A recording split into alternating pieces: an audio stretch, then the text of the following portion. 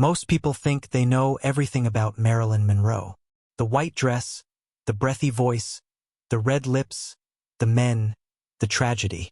Her story has been told so many times that it feels like there's nothing left to discover. But there is a chapter of her life that rarely makes the highlight reel, one that is quieter, more private, and far more heartbreaking than anything Hollywood ever showed the world. It involves 3 pregnancies, a medical condition that went unnamed and untreated for most of her adult life, a woman who desperately wanted to be a mother, and a body that would never let her. These are the forgotten children of Marilyn Monroe, the pregnancies no one talks about.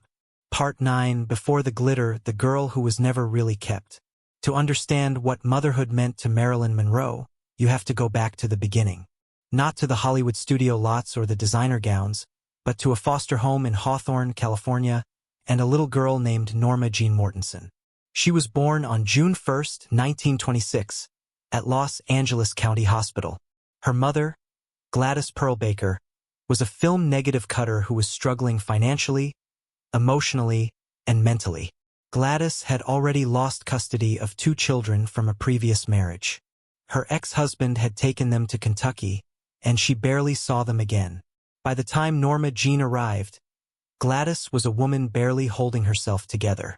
Within 2 weeks of giving birth, she handed her newborn daughter to a foster family, Ida and Wayne Belender, evangelical Christians in Hawthorne, and that was how Norma Jean's life began. Not with a nursery, not with a crib in a family home, but with a handoff at the door. Gladys did visit.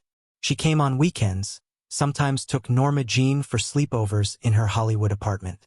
There were small moments of connection, but the stability was always fragile, always borrowed. When Norma Jean was 7, Gladys pulled together enough money to buy a small house near the Hollywood Bowl and brought her daughter home. It lasted about a year. In January 1934, Gladys had a severe mental breakdown and was diagnosed with paranoid schizophrenia. She was committed to a state hospital. Norma Jean was 8 years old, and her mother, the one person she had, was gone. What came next was years of instability that would mark Norma Jean for the rest of her life. Her mother's friend, Grace McKee Goddard, became her guardian. Over the following years, she passed through 11 different foster homes and spent time at the Los Angeles Orphans' Home. In several of those placements, she experienced abuse at the hands of people who were supposed to protect her. She spoke about these experiences later in life, though rarely in detail, and the accounts are heartbreaking in their plainness. A young girl moved from house to house, never quite belonging anywhere. The orphanage was particularly devastating. Marilyn later recalled arriving there and being told to help with the dishes. The normalcy of the task against the horror of her situation is almost unbearable to sit with. She said she kept thinking there had been some mistake, that someone would come and get her. No one came for a long time. She was 9 years old when she first arrived at the Los Angeles Orphans' Home, an institution on El Centro Avenue in Hollywood. She spent 2 years moving in and out of that place and through a succession of further foster homes. Later in life, she would describe it simply and without embellishment. She was there and she hated it. And she would stand at the fence watching the RKO water tower across the street and tell herself that someday she was going to be in the movies, that the world was going to know her name. The determination was not romantic. It was survival. Fame, for Norma Jean, was never really about vanity. It was about becoming someone who could never be dismissed again. What she also carried out of those years, though it took decades for anyone to name it properly, were the marks of prolonged childhood trauma. Multiple biographers have documented that she was subjected to inappropriate conduct in at least 2 of her foster placements, incidents she referred to in later life, carefully and with understatement, but which she never fully processed, and which cast a long shadow over every relationship she had as an adult. The men she chose, the marriages that didn't hold, the struggle to trust anyone with the most private parts of herself. These were not personality flaws. They were consequences. Grace eventually arranged for the teenage Norma Jean to marry her 21-year-old neighbor, James Dougherty, in June 1942. Norma Jean was 16. The marriage was, in the most practical sense, a solution to the problem of what to do with a child nobody quite wanted to claim. They divorced in 1946 after Dougherty returned from military service and found that his wife had begun a modeling career and had no intention of being the quiet housewife he'd imagined. By then, she had already begun the slow process of transforming herself into someone else, into Marilyn Monroe. The name was partly her mother's maiden name, a thread back to the woman who had left her behind. The transformation was deliberate, meticulous, and dazzling. But underneath it, the girl from the foster homes never entirely went away.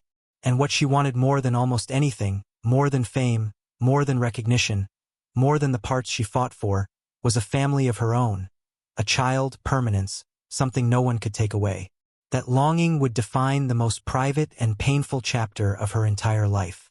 Coming up, the man she believed would finally give her everything she'd been searching for. And the first pregnancy that ended in silence. Part 8: The Egghead and the Hourglass. Marilyn and Arthur Miller. In the spring of 1956, Marilyn Monroe was the most famous woman in the world. She had already made Gentlemen Prefer Blondes, How to Marry a Millionaire, and The 7-Year Itch. Her face was on billboards, magazine covers, and the dreams of half the Western world. She had just won a significant legal battle with 20th Century Fox that gave her more control over her own career. Time magazine called her a shrewd businesswoman, and she was about to marry a Pulitzer Prize-winning playwright who had written Death of a Salesman. Arthur Miller and Marilyn Monroe had first met in 1950 at a Hollywood party. At the time, she was still an unknown trying to break in, and he was already celebrated. They kept in touch over the years, exchanging letters. Miller later wrote that from almost the beginning, he found himself unable to stop thinking about her, that she struck him not just as beautiful, but as extraordinarily alive, a quality he struggled to describe in words. By 1956, Miller had separated from his first wife, gone to Nevada to establish residency for a divorce, and made clear to the world that he intended to marry Marilyn. The press couldn't quite figure out what to make of it. Variety summarized the situation with a headline that became famous: "Egghead Weds Hourglass." The implication was that they were incompatible, that a serious intellectual and a Hollywood sex symbol had no business being in the same room together, let alone getting married. They didn't care, or at least they tried not to. They married on June 29, 1956, in a civil ceremony in White Plains, New York, followed by a Jewish ceremony 2 days later. Marilyn had converted to Judaism, partly to be part of Miller's family, in a gesture that meant more to her than most. Clears throat, people realized. The wedding rings were engraved with the words, "Now is forever." Almost immediately, they left for England. Marilyn was due to film The Prince and the showgirl opposite Laurence Olivier at Pinewood Studios, and Miller came with her. It was barely a honeymoon. The shoot was tense. Marilyn clashed with Olivier, and the psychological pressure of performing while newly married and far from home wore on her.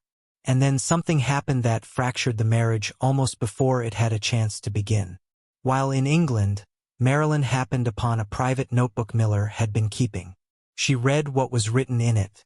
The exact words have never been confirmed, but accounts from people she told afterward are consistent. The entries suggested Miller had grown disillusioned with her, that she wasn't the woman he had imagined, that she sometimes embarrassed him. She told her acting teachers Lee and Paula Strasberg what she had read. By multiple accounts, she was devastated. Not angry, not enraged, but devastated in the way that only happens when something you have placed enormous faith in turns out to be fragile.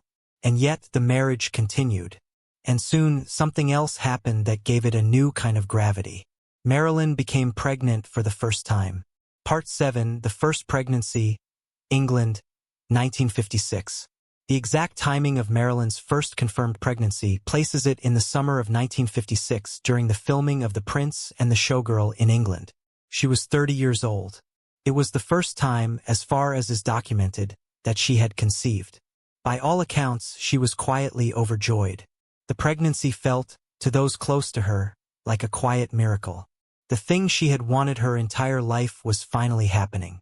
She had a husband, a marriage, a future, and now a child growing inside her. She miscarried in September 1956. The loss was absorbed quietly.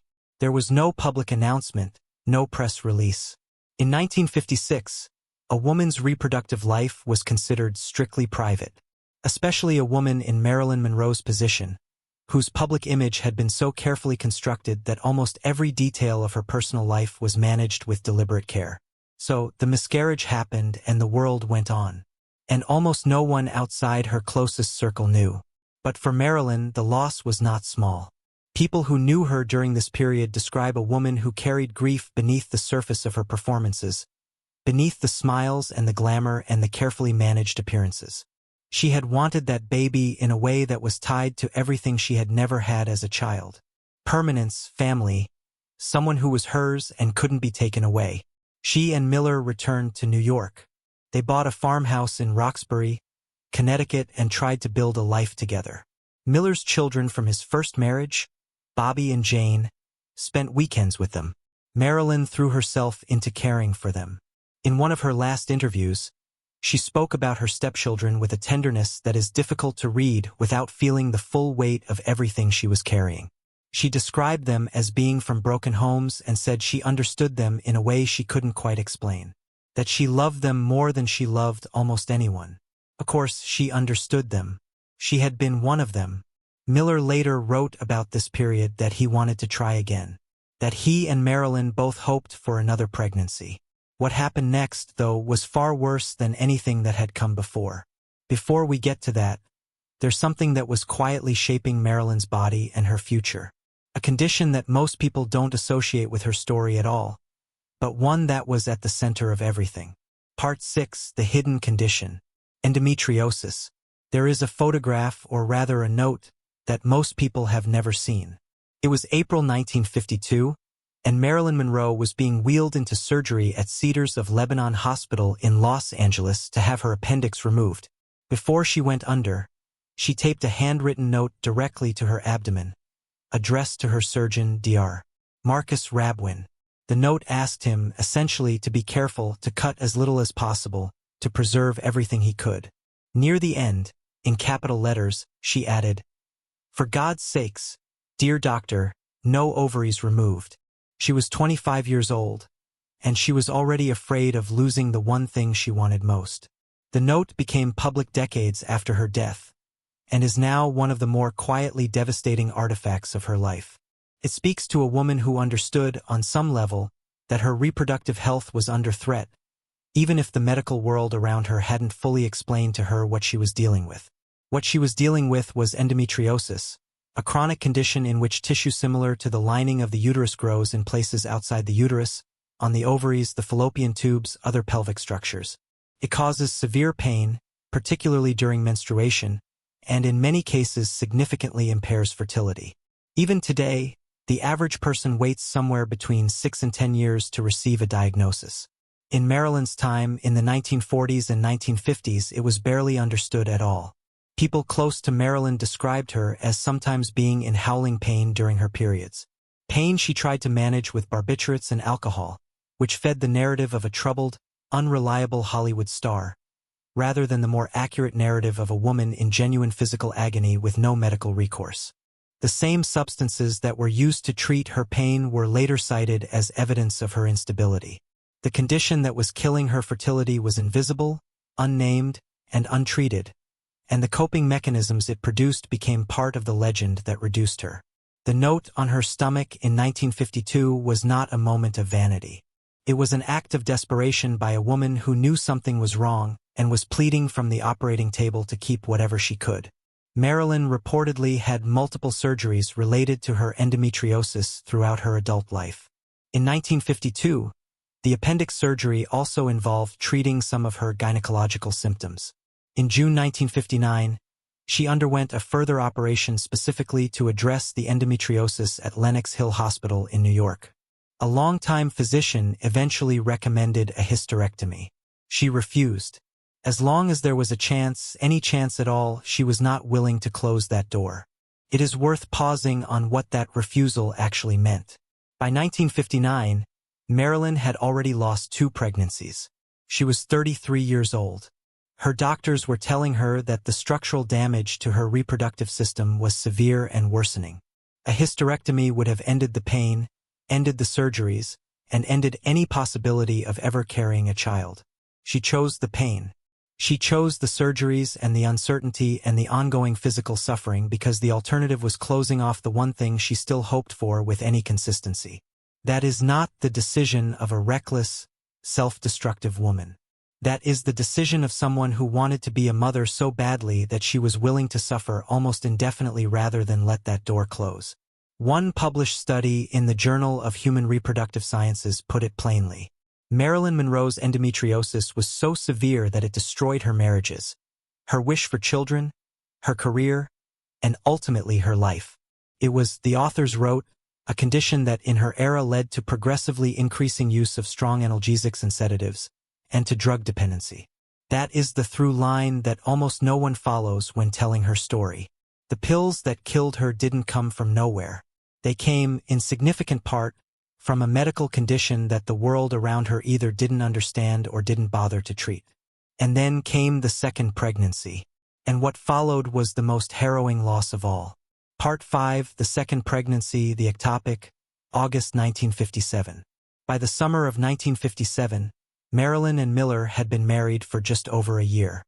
They were living between their New York apartment and the Connecticut farmhouse. She was working less, trying to rest and recover, and trying quietly to have another child. In the summer of 1957, she became pregnant again. On August 1, 1957, Marilyn was rushed to Doctors Hospital in New York City with severe abdominal pain. Arthur Miller was at her side. The doctors discovered that the pregnancy was ectopic, meaning the fertilized egg had implanted in the fallopian tube rather than the uterus, where it cannot survive and where, if left untreated, it can rupture and become life-threatening. The pregnancy had to be ended through emergency surgery. The baby she had been expecting would have been born in March 1958. A photograph was taken of Marilyn and Miller leaving the hospital on August 10, 1957, 9 days after the surgery. In it, Marilyn is walking under her own power and she is smiling at the cameras. The caption noted that she had insisted on walking from the elevator to the waiting car rather than being carried, apparently to show the press that she was all right. Her determination in that moment to hold herself upright, to manage her appearance, to show nothing is both admirable and almost unbearable to look at now. By multiple accounts, she burst into tears as soon as the cameras were out of sight. The people closest to the couple described the aftermath as a turning point in their marriage. A longtime acquaintance of Miller told biographer J. Randy Taraborelli that Marilyn was never quite the same after this loss, that she started to pull away emotionally, that she stopped seeing her psychiatrist, that she would erupt at Miller without warning, and he couldn't tell whether it was grief or the medication or something deeper breaking apart. Miller himself later admitted he was struggling to find ways to reach her, that her pain had moved beyond anything his words could touch. He wanted to try again. Marilyn did, too, though her desire was now layered with something she hadn't carried as heavily before: fear. She had written to her close friends, Norman and Hedda Roston, after the first miscarriage and asked quietly whether she should try to have another baby or go back to work. She told them that what she wanted most was the baby, but she also confessed something that reveals the extent to which she had begun to internalize her own medical suffering. She wondered, she wrote, whether perhaps God was trying to tell her something. That is a devastating sentence to read from a woman who had wanted to be a mother since she was a little girl watching other people's children grow up in houses she was only ever passing through. But she tried again, one more time, and what followed set in motion the final chapter of her dream of motherhood, and some who knew her believed the final chapter of who she was. Part 4, The Third Pregnancy. On set, 1958. In the spring of 1958, Marilyn began filming Some Like It Hot with Tony Curtis and Jack Lemmon, directed by Billy Wilder. The film would go on to become one of the most beloved comedies in cinema history. It also nearly destroyed her. Marilyn was pregnant during the shoot. By multiple accounts, the filming was extraordinarily difficult. She was suffering from the physical effects of her endometriosis, managing her condition with barbiturates and alcohol, and the pregnancy itself added another layer of physical complexity to an already fragile situation. Director Billy Wilder later recalled in a recorded interview that Marilyn was deeply not herself during the production. He put it with characteristic directness. He said he had no problem with Monroe, but Monroe had problems with Monroe. She had problems with herself. What he may not have fully understood was that she was a woman in physical pain navigating a wanted pregnancy while trying to deliver a comic performance on a film set every single day. The story of one particular scene from that shoot became something of a dark legend.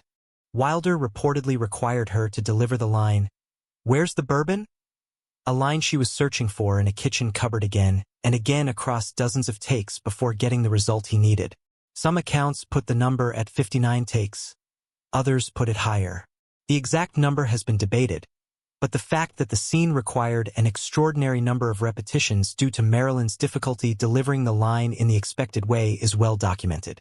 What is also documented is that when the shoot wrapped and Marilyn returned to New York in late November 1958, she was still pregnant. She rested. She and Miller dared to hope. Those weeks between the end of filming and the miscarriage were quiet in a way that the rest of her life rarely was. The farmhouse in Connecticut, the rhythm of the household, Miller writing, the animals they kept, a basset hound named Hugo, a cat, 2 parakeets. Arthur Miller would later describe her in this period as someone who was capable of extraordinary gentleness and extraordinary pain in almost the same moment, that she could laugh at something and then go somewhere else in herself very quickly, somewhere he couldn't reach. The pregnancy was something both of them wanted deeply. Miller had written in letters and journals during their marriage that Marilyn wanted as many children as she could have and that he felt the same way. For a short stretch of time in late 1958, it seemed like it might finally happen.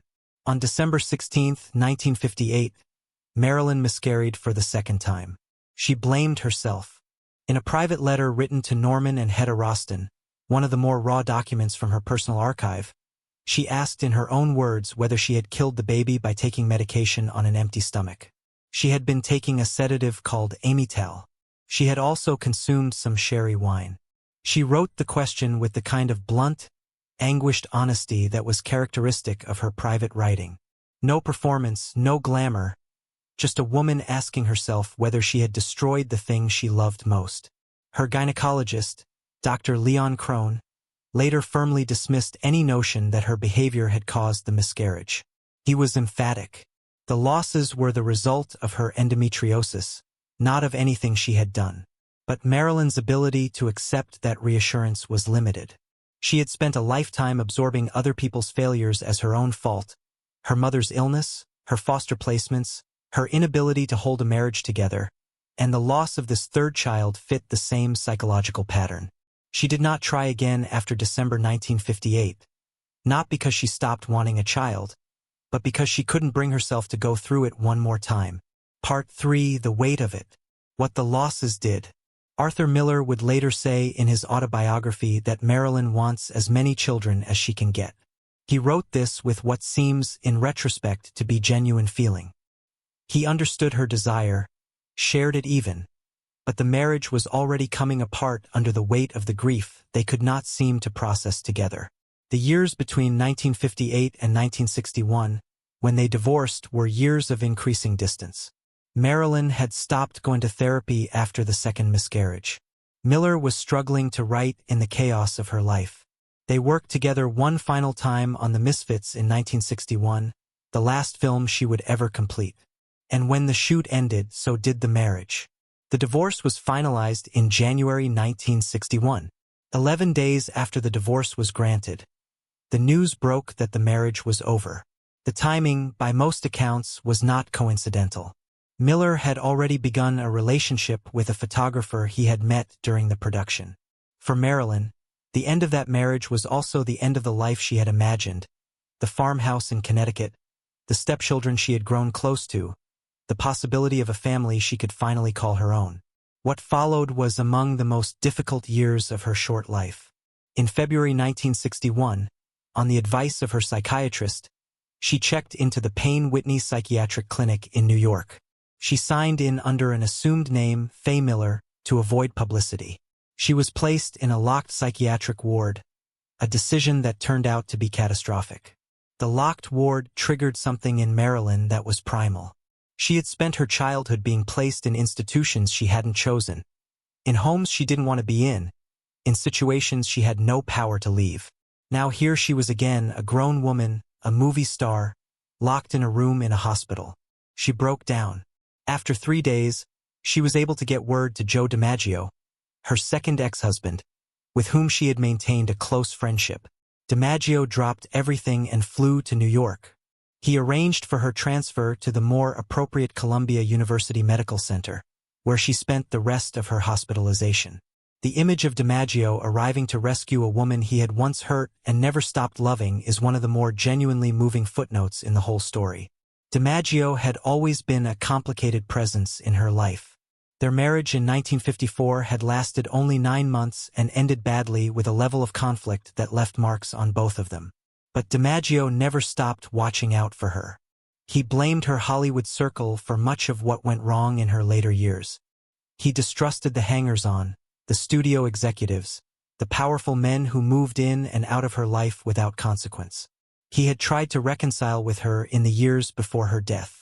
And there is a persistent melancholy thread in the historical record suggesting that Marilyn, near the end, may have wanted that too. After her release, Marilyn spent much of 1961 trying to rebuild. She had surgery for both her endometriosis and gallbladder problems. She returned to Los Angeles. She began work on what would have been her next film, Something's Got to Give, at Fox. Though the shoot descended into chaos and she was ultimately let go by the studio in June 1962. She was 35 years old. She had no husband, no children, a career that was being actively undermined by the studio she'd spent a decade fighting, a body that had been through years of surgery and medication, and a grief that had been accumulating since she was a little girl in Hawthorne, California, watching other families through windows. Joe DiMaggio arranged her funeral. He barred most of Hollywood from attending, believing, in his blunt, unyielding way, that they bore some responsibility for what had happened to her. For 20 years after her death, he arranged for roses to be delivered to her grave 3 times a week. He never remarried. His reported final words, spoken on his deathbed years later, were that he would finally get to see Marilyn again. Part 2. What History Got Wrong.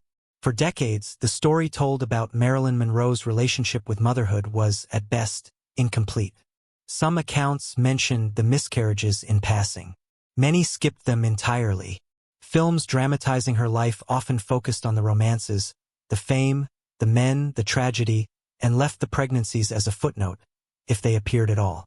The 2022 Netflix film Blonde, based on Joyce Carol Oates' novel, brought renewed attention to the subject, though it also introduced fictional elements that have been widely criticized by historians and biographers. The film depicts Marilyn as having had an abortion, presented as a defining trauma. Her actual gynecologist, Dr. Leon Crone, stated plainly in Donald Spoto's biography that she never had one. Her autopsy after her death reportedly showed no evidence of any such procedure. Marilyn Monroe scholar Michelle Vogel put it simply, Marilyn loved children and was desperate to be a mother. Any suggestion that she voluntarily ended a pregnancy contradicts everything that is known about her. The 3 pregnancies she did lose in September 1956, in August 1957, and in December 1958 were the result of a medical condition that was poorly understood, largely untreated, and stigmatized in ways that made it easy to misread as irresponsibility. The substances she used to manage the pain of her endometriosis were the same substances that fed the industry myth of an unreliable, difficult star. The grief she carried for 3 lost pregnancies was absorbed into the broader, vague narrative of a woman who was troubled, who couldn't hold herself together, who was ultimately her own worst enemy. She was none of those things. Or rather, she was those things only in the way that anyone would be after what she had been through. It is also worth noting how the miscarriages were received by the people around her, or rather, how they weren't. In the world of mid-century Hollywood, pregnancy loss was not discussed publicly. It was managed privately and moved past quickly. The studios had enormous power over the public image of their stars, and grief, particularly reproductive grief, was not something the image machinery had any use for. Marilyn Monroe was a product as much as she was a person, and products are not supposed to miscarry. They are not supposed to lie in hospital beds after emergency surgery and cry the moment the cameras turn away. They are supposed to walk out looking fine, which is exactly what she did on August 10, 1957, with her face arranged and her back straight and her husband's hand steadying her. The woman behind that image was carrying something that would never fully leave her. And the world, for the most part, looked at the image and saw nothing wrong. One published assessment in the Journal of Human Reproductive Sciences, written by Dr. Ian Fraser, described Marilyn's endometriosis as so severe that it destroyed her wish for children, her marriages, her career, and ultimately her life.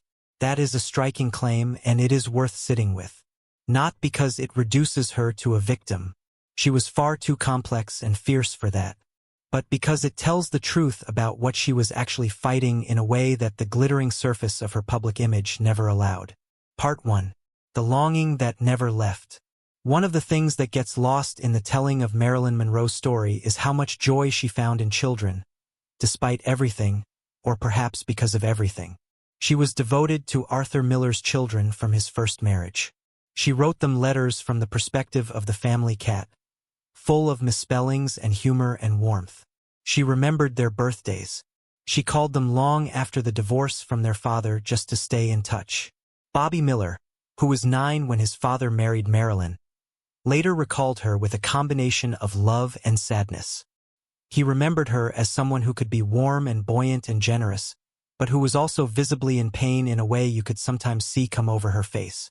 She attended children's charities regularly. Spending time with children, she had no connection to other than the simple fact that they needed someone to show up. She visited orphanages. People who were with her during these visits described her as genuinely transported, not performing for the cameras, not calculating the PR value, but simply present in a way that she wasn't always able to be in her adult relationships. She had said, at different points in her life, that having a child was her biggest fear and her greatest desire, sometimes in the same sentence. That paradox makes complete sense for someone who grew up the way she did. To want something that desperately is to know how much it would hurt to lose and passed over and left behind enough times to understand that particular mathematics very well. She once confided to a friend that she was never used to being happy, so that wasn't something she ever took for granted. That sentence has been quoted many times, usually as evidence of her sadness, but it is also, in its own way, a statement of resilience, the acknowledgement that happiness, when it came, was something she noticed and held. She noticed it. She held it however briefly she could. And the 3 children she never got to keep, the 3 small lives that formed inside her and then were gone before she could ever hold them back. Those 2 she noticed. She carried them. And unlike so much of her story, they were never performed for anyone. Marilyn Monroe died at 36, and the world has been mourning her ever since, usually in the language of glamour and tragedy, of fame and excess, and the price of being too beautiful and too visible in a world that didn't know what to do with her. But underneath all of that, there was Norma Jean, the girl from the foster homes who wanted a child of her own more than she wanted almost anything, who taped a note to her stomach before surgery begging her doctor to leave her the possibility of a future, who sat in a hospital in August 1957 and cried as soon as the cameras were gone, who wrote a letter to her friends in December 1958 asking herself whether she had done it, whether she had somehow caused the loss that was breaking her apart. She hadn't, but she never fully stopped believing that she had. There is a particular cruelty in the way the story lands. She spent her childhood being handed from family to family, never quite belonging anywhere, always on the outside of the domestic warmth she could see but not reach. When she finally found something, a husband, a home in Connecticut, stepchildren she adored, and then the possibility of her own children, it was taken from her 3 times by a body that had been at war with itself for years. And then the marriage ended, too, and the career began to collapse, and she was back where she had always been, alone in a house with the door to the future she had wanted closing quietly around her. The 3 pregnancies she lost are not footnotes. They are, in many ways, the emotional center of her story. They are the thread that connects the little girl in Hawthorne to the woman in Brentwood. The longing that ran through her entire life, never answered, never resolved, quietly carried from one year to the next until there were no more years left. She never got to be the mother she so desperately wanted to be, but the love was real, and it was enormous, and it was there from the very beginning. If you enjoyed this video, please like and subscribe to our channel so you never miss out on more fascinating stories.